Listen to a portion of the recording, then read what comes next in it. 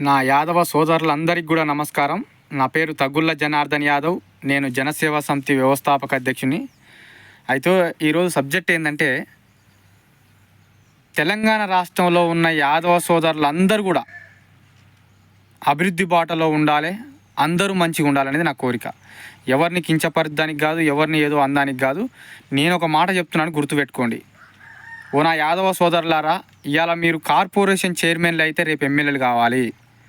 ఎవరికి భయపడకు దయచేసి. నాకు ఆ పార్టీ ఆయన ఇచ్చిండు, నాకు ఆ రెడ్డి ఆయన ఇచ్చిండు, నేను వాళ్ళకు లొంగే ఉండాలి కనుక ఆయన అడగలేను, ఇవ్వద్దు. నువ్వు రహస్యంగా చేసుకుంటావా, ఎట్లా చేసుకుంటావా, చేప కింద నీరు లెక్క పాకుతావా, నాకు సంబంధం లేదు. కానీ నువ్వు ఒక బెల్ట్ని తయారు చేసుకోవాలి.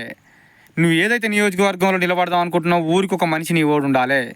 వీలుంటే బూత్ కమిటీలలో నువ్వు నెంబర్లను క్రియేట్ చేసుకోవాలి, బూత్ కమిటీలు వేసుకోవాలి. నువ్వు ఎమ్మెల్యే ఖచ్చితంగా అవుతావు. నువ్వు తిరుగుతుంటే ఇతనికి ఇస్తేనే బాగుండు, ఇతనైతేనే గెలుస్తాడు అనే విధానాలు తీసుకురావాలి. ఆ పార్టీలకు అర్థం కావాలి. మరి నువ్వు ముందుండాలి. ఈ 2 సంవత్సరాలే ఉంది, ఇంకా 2 సంవత్సరాలే ఉంది. ఇక డిసెంబర్ వస్తే 3 సంవత్సరాలు నిండి అయిపోతుంది. ఇక 2 సంవత్సరాలు ఉంది. ఈ 2 సంవత్సరాలలో నువ్వు మొత్తం కూడా నీ బాడీని మొత్తం ఏర్పాటు చేసుకోవాలి. నువ్వు ఏ విధంగా ఏర్పాటు చేసుకుంటావు, నువ్వు ఎంతమందిని పెట్టుకుంటావు, నీ నియోజకవర్గం ఎంత పెద్దది, ఎన్ని మండలాలు, ఇక ఇవన్నీ నువ్వు లెక్కేసుకొని ఎట్లా పోతే బాగుండు అనే విధానంతో ముందు పోవాలని చెప్పి కూడా నా యాదవ్ సోదరులకు నేను గుర్తు చేస్తున్నా.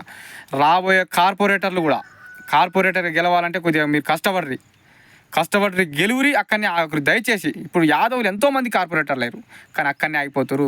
కార్పొరేషన్ చైర్మన్ లేరు, అక్కడనే అయిపోతారు. 40 సంవత్సరాల నుంచి పార్టీలలో పనిచేసిన వాళ్ళు ఏ పార్టీ దాకా కూడా ఎట్లా నిలబడిపోతారు. అయినప్పటికీ కూడా ఏ ప్రభుత్వం బీసీలను ఇక్కడ పట్టించుకోవట్లేదు, యాదవులను ముఖ్యంగా పట్టించుకోవట్లేదు. ఈ క్యాబినెట్లో మన ముఖ్యమంత్రి కనీసం ఒక మంత్రి హోదా ఇవ్వలేదా?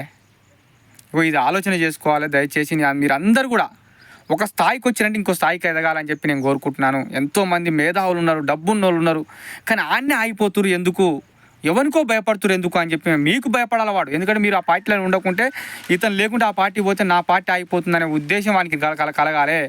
ఆయనకి ఆ భయం పుట్టాలి. ఆ భయం పుట్టాలంటే మీ వెంబడి జనాలు ఉండాలి. ఆ జనాలంతా మీ చుట్టూ తిరిగేటట్టు చేసుకోవాలని చెప్పి కూడా నేను కోరుకుంటున్నాను. Thank you.